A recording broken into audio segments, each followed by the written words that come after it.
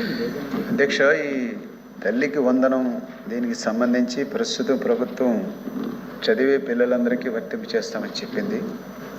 అయితే ఒకటి ఆలోచించాల్సింది ఏమంటే, ప్రైవేటు పబ్లిక్ పాఠశాలలు రెండింటికి ఇది వర్తింపు చేసేటువంటి క్రమంలో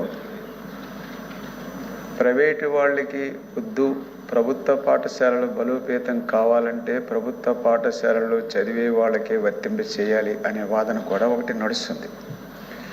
అది అది అది ప్రభుత్వ పాఠశాలను దృష్టిలో పెట్టుకుని. కానీ ఒకసారి ప్రవేశపెట్టిన తర్వాత అంత ఈజీగా దాన్ని తీసేయడం అనేది సాధ్యమవుతుందా అనేది ఆలోచించాల్సిన అవసరం ఉంది. ఏమైనా నా పాయింట్ ఏమిటంటే, సరే వాళ్ళకి ఇచ్చినా అందరికీ వర్తింపు చేసినా ఇది ప్రభుత్వ పాఠశాలల్ని దెబ్బతీసే విధంగా కనుమరుగైపోయే పద్ధతిలో ఇది ఉండకూడదు. ఇంకా ప్రభుత్వ పాఠశాలలో చదవటం వల్ల అనేక రకాల మిడ్ డే మీల్ కావచ్చు, బట్టలు కావచ్చు, కిట్స్ కావచ్చు, ఇట్లాంటివన్నీ ఉన్నాయి. ప్రభుత్వం వైపు నుంచి ఈ సహాయాన్ని అందిపుచ్చుకొని ప్రభుత్వ పాఠశాలను మీరు ఆదరించాలి అనే డ్రైవ్ సీరియస్గా ఉండాలనేది నేను మీ ద్వారా ప్రభుత్వానికి సూచించాను. మంత్రి గారు. అధ్యక్ష, రామ్ గోపాల్ రెడ్డి గారు, లక్ష్మణ్ రావు గారు, బీటీ నాయుడు గారు, వెంకటేశ్వర్ల గారు ఇష్యూ గురించి మాట్లాడారు. అధ్యక్ష, ప్రధానంగా ఎన్డీఏ ప్రభుత్వం అధికారంలోకి వచ్చే ముందల చాలా స్పష్టంగా ఎంతమంది బిడ్డలు ఉంటే అంతమంది బిడ్డలకి ఇస్తామని హామీ ఇస్తాం జరిగింది. ఆ హామీకి మేము కట్టుబడి ఉన్నాం. రెండో అంశం అధ్యక్ష, అందుకే గైడ్ లైన్స్ రూపొందించడానికి కొంచెం సమయం కావాలని అడిగాం. నేను కూడా ఇది కొంచెం సీరియస్గా తీసుకుంటున్నా. మంత్రులందరితో కూడా మేము చర్చిస్తున్నాం. గతంలో జరిగిన లోటుపాట్లు జరగకూడదనేది మా లక్ష్యం.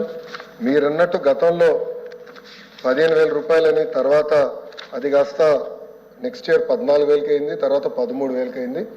1,000 రూపాయలు టీఎంఎఫ్ అన్నారు, ఇంకో 1,000 రూపాయలు ఎస్ఎంఎఫ్ అని అది డబ్బులు తీసుకుంటాం జరిగింది. అంతేకాకుండా ఎలిజిబిలిటీ క్రైటీరియా కూడా మార్చడం జరిగింది. అధ్యక్ష, గ్రామాలు వచ్చే గల 5,000 రూపాయలు నెలకు వస్తే ఆటోమేటిక్గా వాళ్ళు ఎలిజిబుల్ అనేది, 5,000 కన్నా తక్కువ వస్తే ఎలిజిబుల్ అన్నారు. అట్లా మళ్ళీ దాన్ని మార్చారు. భూమి కూడా అది కూడా మార్చారు. దాని తర్వాత ఎలక్ట్రిసిటీ కన్జంప్షన్ విషయంలో కూడా కొన్ని నుస్ఖలు జరిగినాయి. ఇంతేకాకుండా పాదయాత్రలో కూడా నేను అనేక మందిని కలిసినప్పుడు వాళ్ళు చాలా స్పష్టంగా, మేము ఇప్పుడు అప్పు చేసి ఒక 4 వీలర్ 4th హ్యాండ్ బండి కొన్నాం అంటే 30,000 రూపాయలు 40,000 రూపాయలు పెట్టి ఒక స్కార్పియో కొనుక్కున్నాం. ఇమీడియట్గా తీసుకున్న వెంటనే మా తెల్ల కార్డు పోయింది, దానివల్ల మాకు రావాల్సిన సంక్షేమ కార్యక్రమాలన్నీ పోయినాయని వాళ్ళు నాకు చెప్తాం కూడా జరిగింది. ఇది కూడా మేము డిస్కస్ చేస్తున్నాం. ఎందుకంటే గ్రామ సచివాలయం, వార్డు సచివాలయాలు స్వామి గారి కింద ఉంది, మళ్ళీ ఆర్టీజీ నా కింద ఉంది. మీ ఇద్దరం కూర్చుని డేటాని కూడా ప్యూరిఫై చేయాలి, పకడ్బందీగా ఇది అమలు చేయాలనేది లక్ష్యంతో మేము చేస్తున్నాం. అధ్యక్ష, సో మీకు ఎలాంటి సందేహంలా అవసరం లేదు. అర్హులు ఎంతమంది ఉన్నా ఇవ్వాలనేదే ఎన్డీఏ ప్రభుత్వం లక్ష్యం. అది మేము సాధిస్తాం. రెండోది, ఇది బోత్ ప్రభుత్వం ప్రైవేట్ పాఠశాలలకు వెళ్ళే విద్యార్థులకి వర్తిస్తుంది. ఇంకో పక్కన పెద్దలు అన్నట్టు అధ్యక్ష, 2019 నుంచి 24తో పోల్చితే ప్రభుత్వ పాఠశాలలో సుమారుగా 72,000 మంది విద్యార్థులు తగ్గారు. అధ్యక్ష, ఇది కూడా మేము చర్చిస్తున్నాం. ఎందుకంటే నాడు నేడు కార్యక్రమం ద్వారా వేలాది కోట్ల రూపాయలు ఖర్చు పెట్టిన విషయం వాస్తవం. కానీ ఎందుకు విద్యార్థులు తగ్గారు? గత ప్రభుత్వం సిబిఎస్ఈ తీసుకొచ్చింది, సిబిఎస్ఈ మళ్ళీ బోర్డ్ ఎగ్జామ్స్ అని పెట్టారు, తర్వాత ఐబీ గురించి ప్రస్తావించారు, టోఫుల్ గురించి కూడా ఒక ప్రశ్న ఉంది, దాని గురించి కూడా మాట్లాడతారు. కానీ నిర్ణయాలు తీసుకున్నప్పుడు, విద్యా రంగంలో నిర్ణయాలు తీసుకున్నప్పుడు చర్చించాల్సిన అవసరం ఉంది. యూనియన్లతో మాట్లాడాలి, ఉపాధ్యాయులతో మాట్లాడాలి, అందరినీ కూర్చోబెట్టి ఆమోద్యమైన పరిష్కారం వెతకాల్సిన అవసరం ఉంది. అధ్యక్ష, నీ జర్క్ రియాక్షన్ తీసుకోవాల్సిన అవసరం లేదు. అందుకే మీరు చూస్తే నేను మంత్రి కరెక్ట్గా ఈ రోజుతో నెల అయింది నేను ఛార్జ్ తీసుకుని. నేను కూడా అధికారులు చెప్పేది ఒకటి, రాబోయే సంవత్సరం ఏం చేయబోతున్నాం రోడ్ మ్యాప్ వేద్దాం, అందరితో చర్చిద్దాం, సంఘాలు అందరినీ కూర్చోబెడదాం, మాట్లాడదాం, వచ్చే సంవత్సరం నుంచి అమలు చేద్దాం. నాకు నచ్చింది కనుక ఇది ఇద్దాం, నాకు నచ్చలేదు కనుక ఇది తీసేద్దాం అనేది కరెక్ట్ కాదు. చర్చించిన తర్వాత నేను నిర్ణయం తీసుకుందాం అనేది ఒక లక్ష్యంగా మేము పెట్టుకున్నాం. పెద్దలు వెంకటేశ్వర గారు అన్నట్టు వాస్తవం, ప్రభుత్వ పాఠశాలలో అడ్మిషన్స్ తగ్గుతున్నాయి అంటే ఎలాంటి సందేహం లేదు. ఒక పక్కన ఎన్డీఏ ప్రభుత్వం రిక్రూట్మెంట్ కూడా చేస్తుంది. మీరు చూసారు, దాదాపు 16,000 మంది ఉపాధ్యాయుల రిక్రూట్మెంట్కి మేము తొలి అడిగేసాం. అది మేము నెక్స్ట్ అకాడమిక్ ఇయర్కి మేము పూర్తి చేస్తాం. కానీ ఇంకో పక్కన చూస్తే దాదాపు 11,000 పాఠశాలలో 10 కన్నా తక్కువ మంది విద్యార్థులు ఉన్నారు. ఎందుకున్నారు? ఎలా అడ్మిషన్స్ పెంచాలి, నాణ్యత ఎలా పెంచాలి, అసెస్మెంట్ ఎలా చేయాలి, టెక్నాలజీతో జోడించి ఎలా చేయాలి, first grade, second grade, third grade pressure లేకుండా సిస్టమేటిక్ ఎట్లా చేయాలనేది కూడా మేము చర్చిస్తున్నాం. పక్క రాష్ట్రాల్లో కూడా ఏం జరుగుతుందో మేము చూస్తున్నాం. అటు ఉత్తరప్రదేశ్లో ఒక మోడల్ ఉంది, ఢిల్లీలో ఒక మోడల్ ఉంది, పక్క రాష్ట్రాల్లో కూడా ఏం జరుగుతుందో అందరం చర్చిస్తున్నాం. అధికారులు కూడా ఒక టీం వేసాం, వాళ్ళు కూడా వెళ్ళి చూస్తున్నారు. వాళ్ళు నివేదిక ఇచ్చినా నేను కూడా వెళ్ళాలనుకుంటున్నా. వెళ్ళి ఏం చేస్తున్నారో మోడల్ చూసి మన రాష్ట్రానికి కరెక్ట్ మోడల్ ఏంటనేది రూపొందించి అది మీ ముందర పెట్టి అందరు అభిప్రాయాలు తీసుకున్న తర్వాత మళ్ళీ ఆంధ్ర రాష్ట్ర ప్రజలు తల్లిదండ్రులు ముందర పెడతా వాళ్ళ అభిప్రాయాలు సేకరించిన తర్వాతనే వచ్చే అకాడమిక్ ఇయర్ నుంచి మేము అమలు చేస్తాం. థ్యాంక్ యూ అండి. Question number 13,443 water resources minister గారు.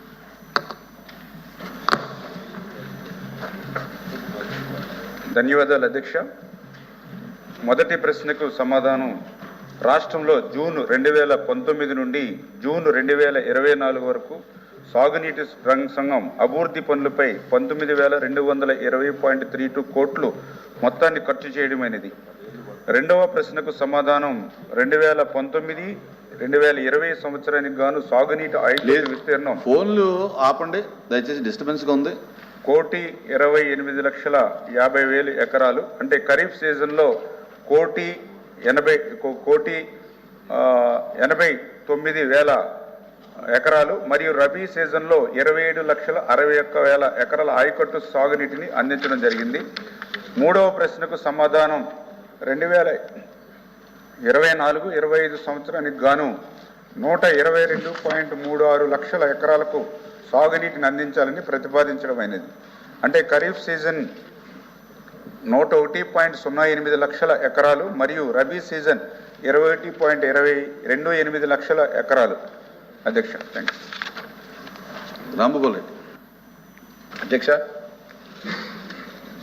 ఆంధ్రప్రదేశ్ రాష్ట్రం, ఉమ్మడి ఆంధ్రప్రదేశ్ రాష్ట్రం విడిపోయిన తర్వాత 2014 నుంచి 2024 10 సంవత్సరాల కాలంలో సాగునీటి రంగ అభివృద్ధి ఏ విధంగా రైతాంగానికి సాగునీరు అందించాలనే దానిపైన కూడా చర్చించాల్సిన అవసరం ఉంది. అధ్యక్ష, 2014-2019 మధ్య కాలంలో తెలుగుదేశం పార్టీ అధికారంలో ఉన్నప్పుడు దాదాపు 62 ప్రాజెక్టులను చేపట్టి 23 ప్రాజెక్టులను పూర్తి చేసి దాదాపు 68,293 కోట్ల రూపాయలను ఖర్చు పెట్టడం జరిగింది. అధ్యక్ష, అదేవిధంగా జగన్మోహన్ రెడ్డి గారు ముఖ్యమంత్రిగా ఉన్నప్పుడు 5 ఏళ్ల కాలంలో కేవలం 32,000 కోట్లు మాత్రమే ఖర్చు పెట్టి కనీసం 32 ఎకరాలకు కూడా 3,000 ఎకరాలకు కూడా నీళ్లు ఇవ్వలేని దుర్భర పరిస్థితి గత ప్రభుత్వం ఉండేది. అధ్యక్ష, మొత్తం మీద రాష్ట్రంలో సాగునీటి రంగాన్ని, వ్యవసాయ రంగాన్ని వైఎస్ఆర్సీ ప్రభుత్వం విధ్వంసం చేసిన మాట వాస్తవం. అధ్యక్ష, గతంలో చంద్రబాబు నాయుడు ముఖ్యమంత్రిగా ఉన్నప్పుడు కుప్పం నియోజకవర్గం కంటే ముందు మాజీ ముఖ్యమంత్రి ప్రాతినిధ్యం వహించే మా పులివెందుల నియోజకవర్గానికే మొట్టమొదటిగా నీళ్ళిచ్చి ఆ ప్రాంతంలో ఉండే పండ్ల తోటల రైతులను ఆదుకున్న ఘనత చంద్రబాబు నాయుడు. అధ్యక్ష, అంతేకాకుండా గత 5 సంవత్సరాల్లో కడప జిల్లా గని లేకపోతే పులివెందుల నియోజకవర్గంలో దాదాపు 2,000 కోట్లు సాగునీటి రంగాన్ని ఖర్చు చేసి 2019 కంటే 19లో ఏ విధమైన ఆయకట్టు ఉందో 2024లో కూడా అదే ఆయకట్టు ఉంది. అధ్యక్ష, అంటే 1,000 కోట్లు ఖర్చు పెట్టినా కూడా చిత్తశుద్ధి లేకపోవడంతో గత ప్రభుత్వానికి కనీసం ఆయన ప్రాతినిధ్యం వహించే నియోజకవర్గంలో కూడా రైతులకు నీళ్లు ఇవ్వలేని దుస్థితి ఉంది. అధ్యక్ష.